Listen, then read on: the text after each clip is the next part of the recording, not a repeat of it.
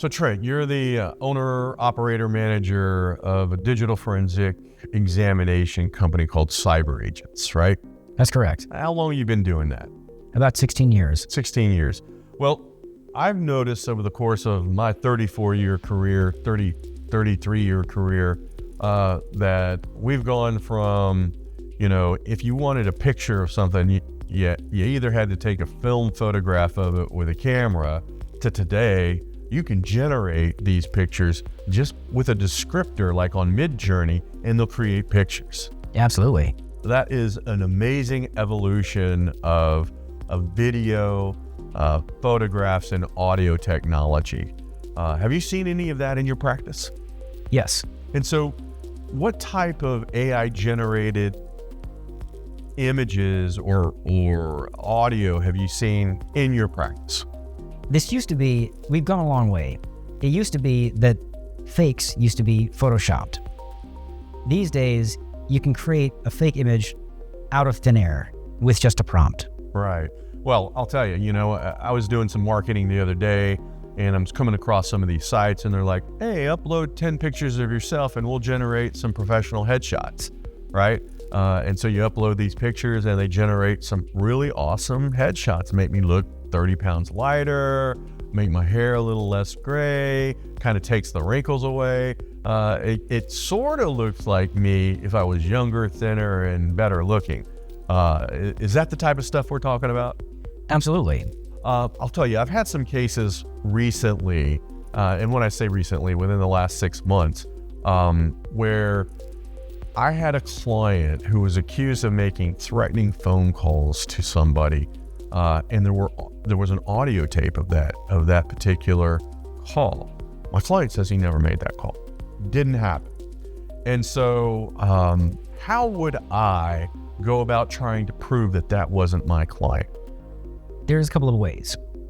We have an audio forensics person that we contact, which can do what's called voice ID, which will help you determine, he will potentially be able to determine with more certainty that a particular conversation happened or didn't happen.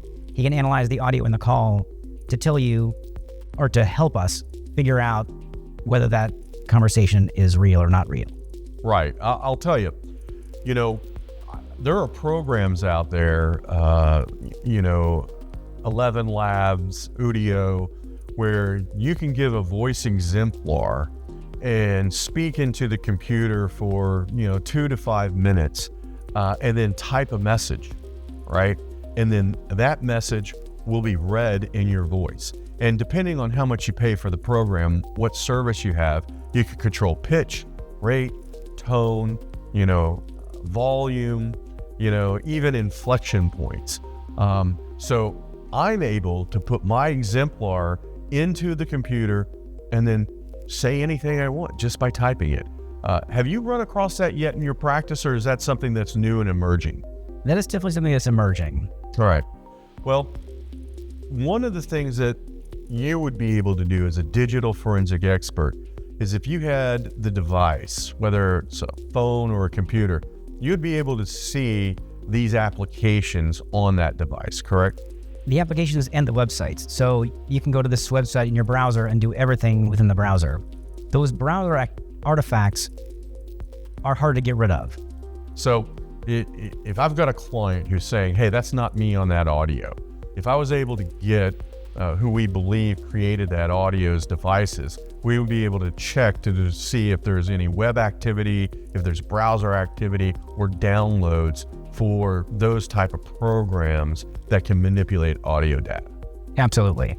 Is there any other way that you're aware of where you could take an audio file and use your digital forensic tools to examine, whatever metadata or creation data or other data there is on that audio file to determine when it was created and that type of information? Absolutely. If I've got a client who's being accused of, let's say on January 1st, of making this telephone call where there was a threat, and then we get the actual audio file, okay, and it shows, hey, this file was created on February 1st, what explanations would there be for that? So a audio file can be re-encoded. So initially, first, we would just look to try to determine what audio tool created that file. And it's usually embedded in that file itself. Okay. And that's called internal metadata. That file, meaning the metadata is internal to that particular file. So this internal metadata file, is that something that a user can manipulate? Yes. Okay. And would they have to be relatively sophisticated to be able to manipulate that data? They would have to have the right software that would allow them to manipulate the internal metadata, yes. Okay, so if it's just some angry girl or boyfriend who's creating this file, they're probably not going to be of that sophisticated level to go in and manipulate the metadata. Absolutely. Plus, the tools to manipulate that metadata are known. So I would just look for that tool and find out if that exists on their machine. All right. So I guess what's key in these deepfake AI generated landscape is getting the original file and then trying to identify the device that file would be created on.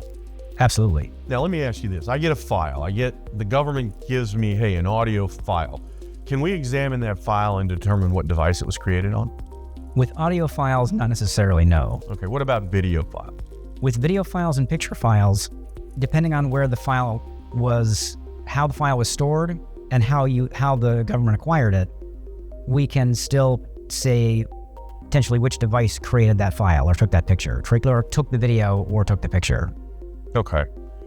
So it would be important to get a digital forensic expert to look at these files to determine if there's any telltale signs of when it was created, how it was created, what programs were used to create it, and on what type of device it was created.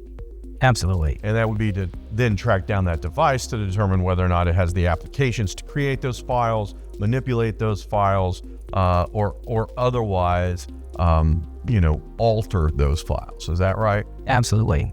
Okay. And I guess you would be able to do that initially from taking a look at the original file. Yes. So sometimes the original files have all that metadata embedded, and there's nothing been manipulated. The file hasn't been transferred, hasn't been re-encoded or resized. And we can determine which device took that, or which model of device took that particular image or video. All right. So I guess the bottom line, if you've got somebody who says that they're a victim of this deep fake or AI generated files, these audio or video files, it's essential to get a digital forensic examiner involved in the case early. Absolutely. If you're the victim of a deep fake or AI generated videos or audio files, give us a call. We're the law office of Will M. Helixon. We are your warrior advocates. You defend the nation, we defend you.